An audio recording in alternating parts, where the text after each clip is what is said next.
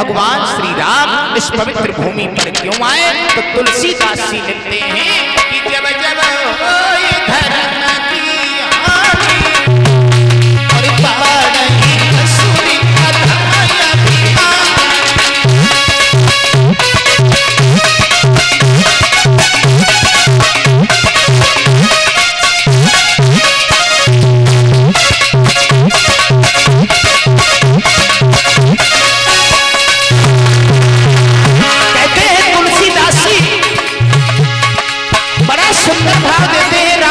मानस में भगवान श्री राम इस भूतल पर क्यों आए? क्यों आए?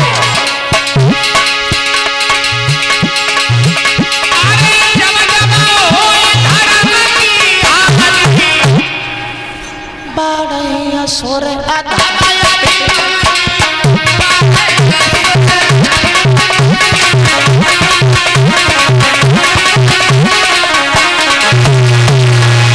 आगे कुछ और लिखा तुलसीदास जी ने। क्या लिखा लाला?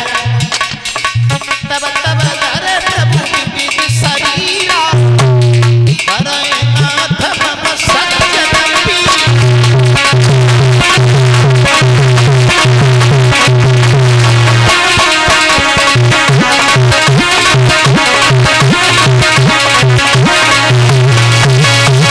तुलसीदास जी लिख बैठे कि जब जब होए धर्म की हानि, पवित्र भूमि पर जब जब धर्म का विरोध हुआ।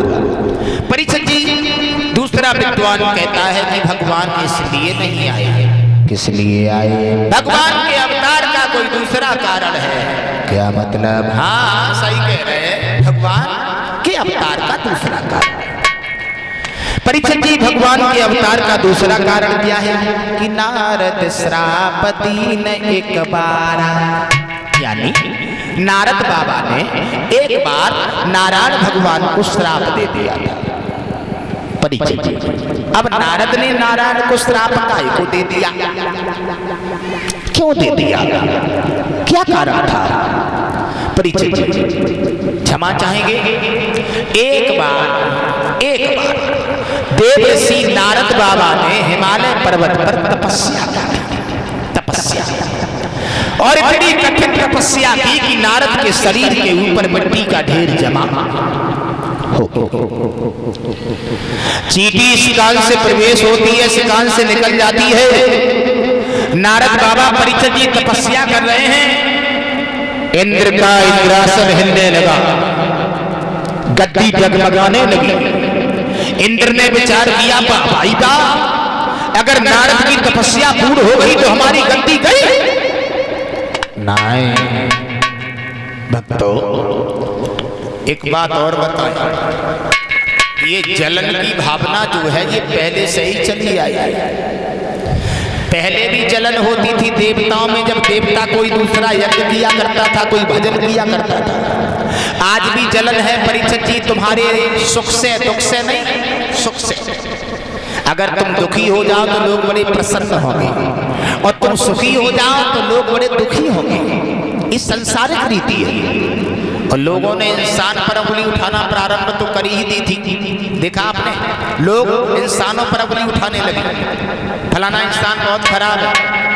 लेकिन एक उंगली दूसरे की ओर पहुंचाने से पहले अपनी ओर देखो, मेरी ओर अंगुलियां कितनी हैं। 3 अंगुली जब तुम्हारी ओर आएगी तब एक अंगुली दूसरे की ओर जाएगी। अगर वो 1 गुना खराब है तो उससे 3 गुना हम स्वयं खराब है ना। लोगों ने परीक्षित जी इंसान को तो छोड़ा ही नहीं, बल्कि भगवान को भी नहीं छोड़ा। एक दिन 2 मूर्ख चले, हाथ में कलम उठाई, कापी उठाई, बोले भैया क्या हुआ? चलो कहाँ? भगवान की गलती दिखेगी। चल दिए आगे, चलते चलते खेत पे पहुंचे। हमें परीक्षित जी कद्दू लगे रहे खेत में, बड़े पंदा के लेके फल। बोले लिखो भगवान की गलती। बोले कैसी गलती? बोले भगवान बहुत बड़ी गलती कर बैठा। बोले कौन सी? बोले कितना नाजुक नार, और फल पंदा के लेके लगा दिए, इसमें तो छोटा फल होना चाहिए था। लिख ली पहली गलती। आगे बढ़े, आम के पेड़ के नीचे पहुंचे। बोले लिखो भगवान की दूसरी गलती। कौन सी? अरे कितना विशाल वृक्ष, आम 50-50 ग्राम के बताओ। कद्दू के नार पे कद्दू पत्ता के लेके वो अमिया 50 ग्राम के कद्दू का फल आम पर होना चाहिए था, और जब आम को फल कद्दू के नार पर वो चाहिए तो भाई आम की छाया में लेट गए। भगवान को हंसी आई, सो आंधी चली, एक आम टूटो बकी नाक पे गिरो, सो बेहोश हो गए।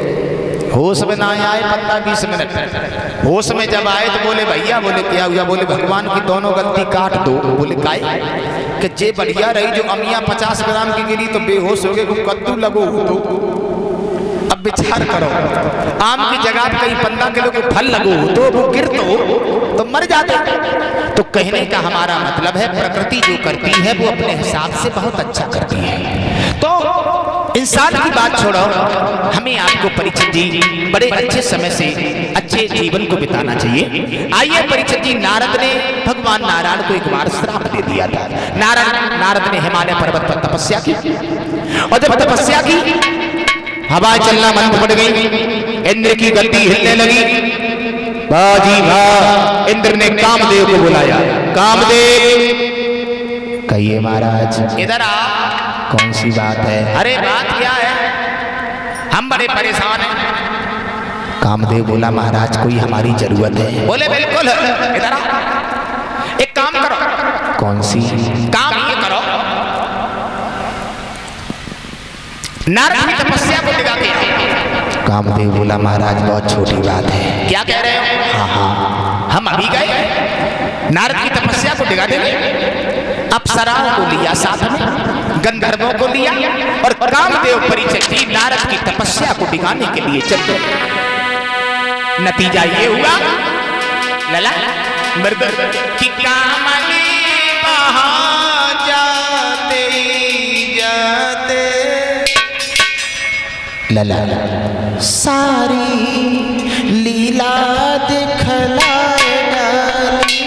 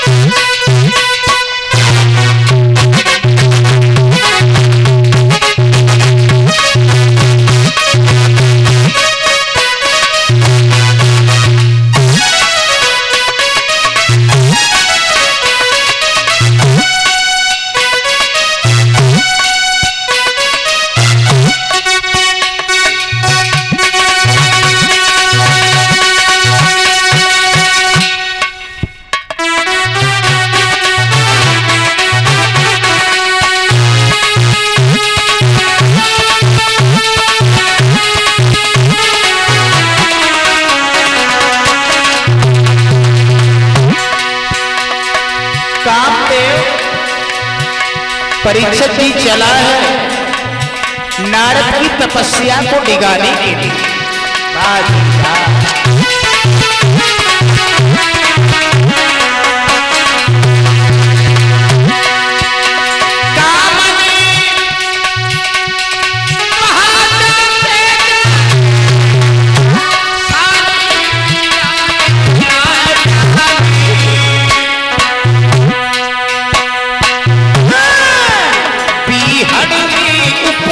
खिला दिया और ग्रीष्म बसंत बनाया।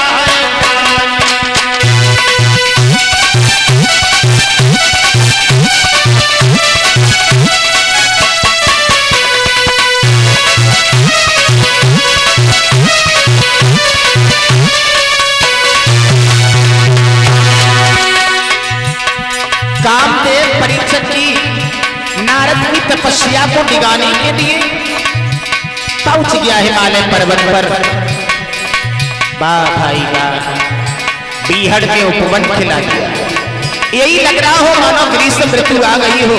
नतीजा ये हो गया परीक्षित जी अप्सराएं गीत गा रही हैं, गंधर्व बाजा बजा रहे हैं, और कामदेव छोटी से एड़ी तक ताकत लगा रहा है।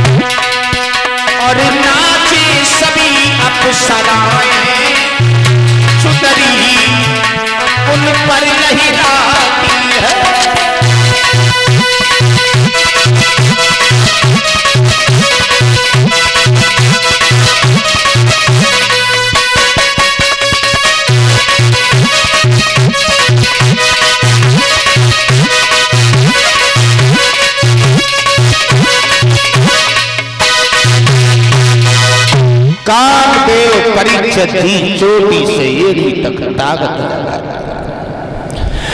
काल तरीका से कामदेव ने नारद की तपस्या को ना लगाए पाओ। कामदेव पराजित होकर के नीचे खड़ा हो गया और जैसे ही कामदेव की पेश नहीं गई तो देवर्षि नारद की आंखें खुल गई, नेत्र खुल गए, लाल लाल लहू के कतरे निकलने लगे। अच्छा नहीं किया तुमने ये। कामदेव बोला महाराज बोलो ना, हमें माफ कर देना। नारद बोले भूल से भी भूल, लंबी भूल कर बैठे तुम। हमसे गलती हो गई, मैं नहीं आ रहा था। किसने भेजा? हमें इंद्र ने भेजा है, मुझे माफ करना। अगर मैं मर गया ना तो मेरी पत्नी रो रो के मर जाएगी ना, मुझे छोड़ दीजिए। नारद बोले कोई बात नहीं, तुम्हारा काम था वो तुमने किया और हमारा काम था वो हमने किया। इंद्र से भी भूल किसी महात्मा की तपस्या को दिखाने के लिए पहुंच गए तो श्राप देके भस्म हो जाओगे, समझ? कामदेव बोला मुझे माफ करो, मैं कभी नहीं जाऊंगा कहीं। ठीक है तुम जाओ। परीक्षित जी कामदेव तो चला गया। इतने में देवर्षि नारद को घमंड हो गया, आंखें खुल गई। देवर्षि नारद बाबा के मुखारविंद से एक ही शब्द निकलता है, अब हमारे समान कोई बाल ब्रह्मचारी नहीं है। मैंने कामदेव को जीत लिया, हमारी बराबरी कोई नहीं कर पाएगा। हमारी लोग बड़ाई सुनेंगे तो खाना तक भूल जाएंगे, क्योंकि हमें कहते हैं बाल ब्रह्मचारी देवर्षि नारद।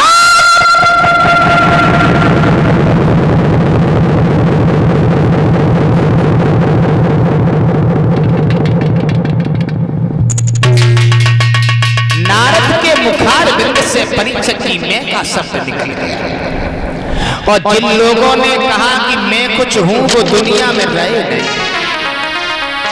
मैं जरा गौर करें, विद्वान कहता है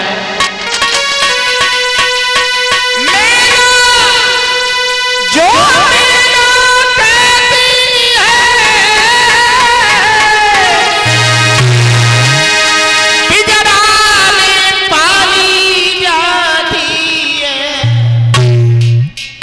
कहती है मैं कुछ नहीं, और वो भी पिंजरा में पाली जाती है। और बकरी जो में करती है और वो गले छुरी चलवाती है।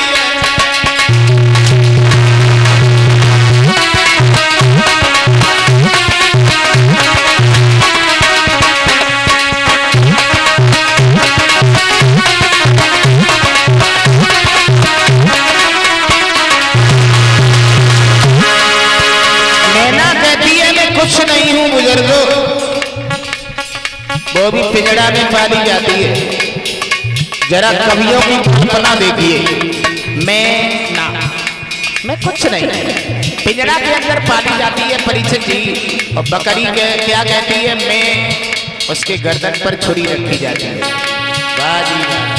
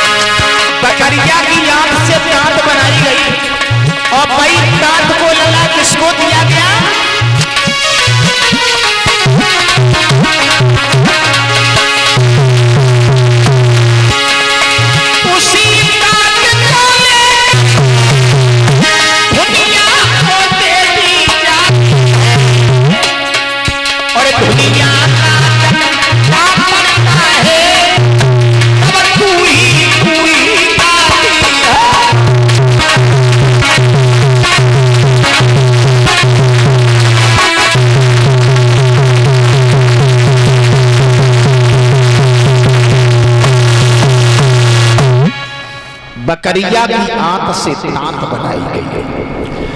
परीक्षित जी दांत से दुनिया ने रुई को धुना, तो दांत से आवाज निकली तू ही। देवऋषि नारद बाबा के मुखारविंद से भी परीक्षित जी अहंकार भरे शब्द निकल गए। अब हमारे समान कोई बाल ब्रह्मचारी नहीं है, हमारी बराबरी कोई नहीं कर पाएगा। हमें कहते हैं बाल ब्रह्मचारी देवऋषि नारद बाबा परीक्षित जी चल दिए, और जब चलते चलते